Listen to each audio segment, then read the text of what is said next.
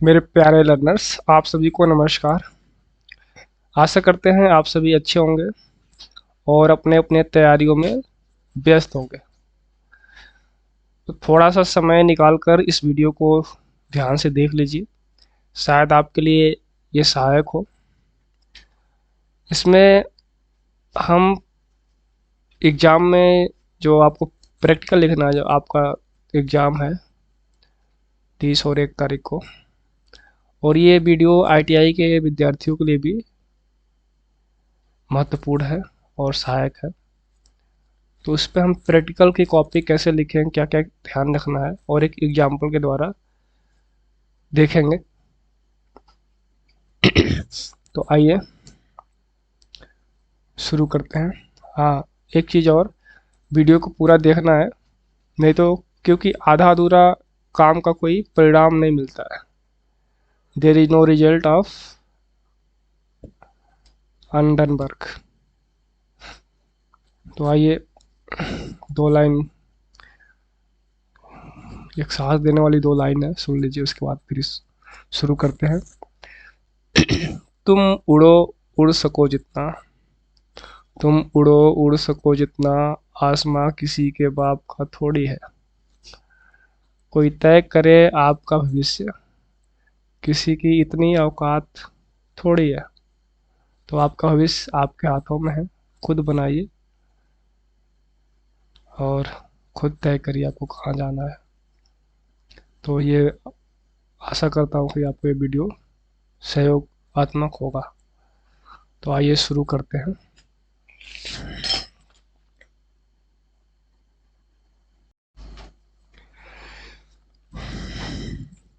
तो देखिए, सबसे पहले क्या करना है आपको, प्रैक्टिकल एग्जाम में ध्यान देने वाली कुछ बातें हैं जो मैं आपको बता रहा हूँ। सबसे पहले तो आपको क्या करना है, प्रैक्टिकल एग्जाम में कॉपी लिखने में क्या क्या गलतियाँ हम करते हैं और क्या क्या गलतियाँ हमें नहीं करनी चाहिए, उसी को मैं आपसे डिस्कस करूँगा। अब चूँकि क्या होता है, कई बार हम एग्ज़ाम में टाइम से ही नहीं पहुँचते हैं, या कई चीज़ें छोड़ के चले जाते हैं, आधा अधूरा एग्ज़ाम में चले जाते हैं, और उससे क्या होता है, हमारा एग्ज़ाम ख़राब हो जाता है। तो सबसे पहले क्या करना है आपको, देखिए, सबसे पहले एग्ज़ाम के लिए समय से पहुँचे, बिल्कुल समय से कुछ समय पहले ही पहुँच जाए। सभी प्रकार के सहायक सामग्री जैसे पेन, पेंसिल, रबर, स्केल प्रकार, या जो भी ड्राइंग बनाने वाले सहायक टीचिंग या प्रशिक्षण सामग्री है, उसको अपने अपने साथ लेके जाए। अब ऐसा नहीं कि बीच में आपको मांगना पड़े किसी से, ये तुम स्केल दे दो, तो जरा रबर दे दो। इससे बहुत बड़ा गैप होता है, बहुत बड़ा डिस्टर्बेंस होता है, आपका भी होता है और सामने वाला का भी होता है जिससे आप मांगेंगे। तो इसलिए कोशिश करें कि सारी ये सहायक सामग्री अपने अपने पास रखें और अपना अपना ही लेकर जाए। ठीक है। उसके बाद आता है, प्रश्न पत्र अच्छे से पढ़ें और समझें कि क्या पूछा जा रहा है। कई बार क्या होता है, हम क्वेश्चन बहुत जल्दीबाजी में पढ़ते हैं और समझ नहीं पाते हैं। तो हमें क्या करना है, क्वेश्चन पेपर जो है उसको अच्छे से पढ़ना है और समझना है कि क्या पूछा जा रहा है। कई बार क्या होता है, हम क्वेश्चन ही नहीं समझ पाते हैं। जैसे हमारे पास स्टार डेल्टा जो स्टार्टर है, या स्टार डेल्टा कनेक्शन, इसको कई तरीके से पूछा जा सकता है। ठीक है। और एक बार ऐसे पूछा था कि उसमें एक ही क्वेश्चन में पूछ दिया जाए। कई बार ऐसा हो जाएगा कि स्टार डेल्टा हमने एक क्वेश्चन बना दिया, उसके 3 पार्ट बना देंगे, वोल्ट मीटर जोड़िए, एमीटर जोड़िए, या इसमें वाई और डी में जो लाइन करंट है, फेज करंट है, जो वोल्टेज है, इसको रिलेट करके दिखाइए या उसको माप के दिखाइए। तो इस तरह से हम देख सकते हैं। तो इसलिए हम प्रश्न पत्र को अच्छे से समझे क्या पूछा जा रहा है, मूल विषय वस्तु क्या है, कैसे लिखना है। उसके बाद आता है आपका, अब चीज़ें आपके दिमाग में जो जो आ रही हैं क्वेश्चन पत्र पढ़ने के बाद, मतलब प्रश्न पत्र पढ़ने के बाद आपके दिमाग में उससे संबंधित जो जो चीज़ें आ रही हैं उसको आप, जो एग्ज़ाम पेपर है यानी जो उत्तर पुस्तिका है उसमें पीछे की तरफ या रफ वाले जगह दिया गया होता है, उसमें आप नोट कर लीजिए जो जो चीज़ें आपके उस क्वेश्चन से संबंधित उत्तर के रूप में आपके माइंड में आ रहा है उसको आप कहीं पे नोट कर लें एग्ज़ाम में। इससे बहुत ज़्यादा फ़ायदा मिलता है। ठीक है। और जब आप पूरा क्वेश्चन पेपर कर लें, पूरा पेपर कर लें तो उसके बाद उसको काट दें ना और उस पर रफ कार्य लिख दें। उसके बाद आता है 5 नंबर, बिल्कुल साफ सुथरा और अच्छे से लिखें, कहीं कट पीट नहीं होना चाहिए। डायग्राम भी आप अच्छे से बनाएंगे, साफ सुथरा लिखना है, अच्छे राइटिंग में लिखें, दूर दूर लिखें।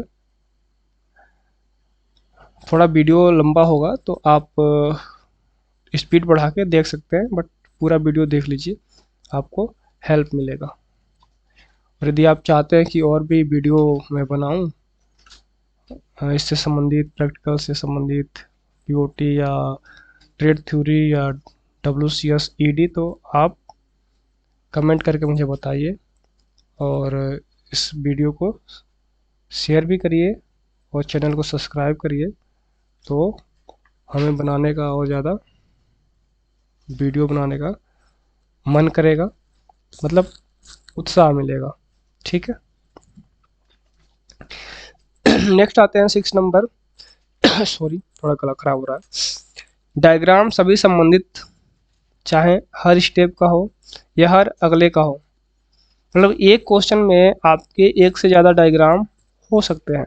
अभी मैं दिखाऊंगा आपको आने वाला जो क्वेश्चन होगा, एक एग्जांपल मैं दिखा रहा हूँ, उसमें दिखाऊंगा कि एक क्वेश्चन में कई सारे डायग्राम हो सकते हैं। पूरा कंप्लीट डायग्राम बनाइए, because without diagram your copy is lifeless.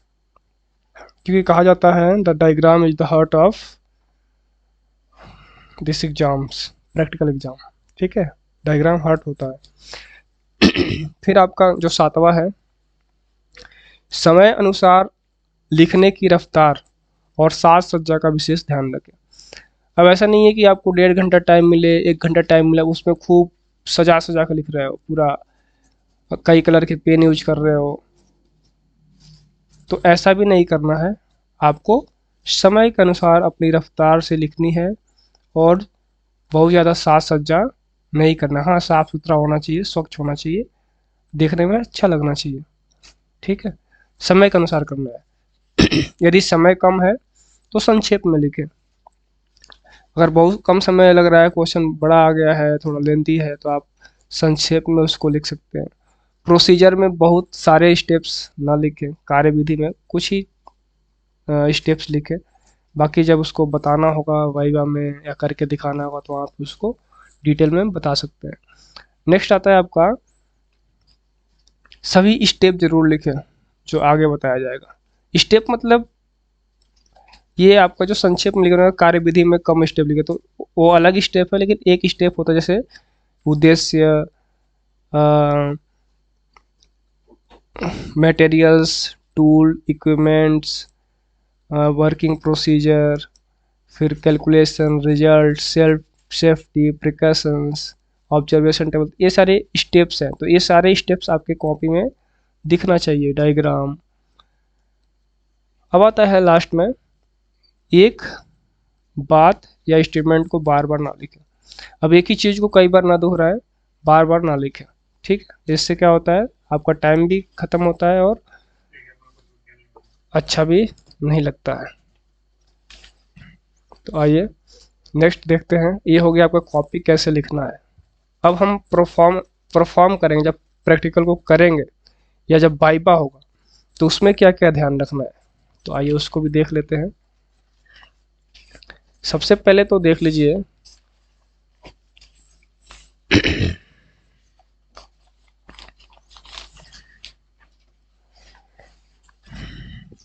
दिख रहा है ना? दिख रहा है।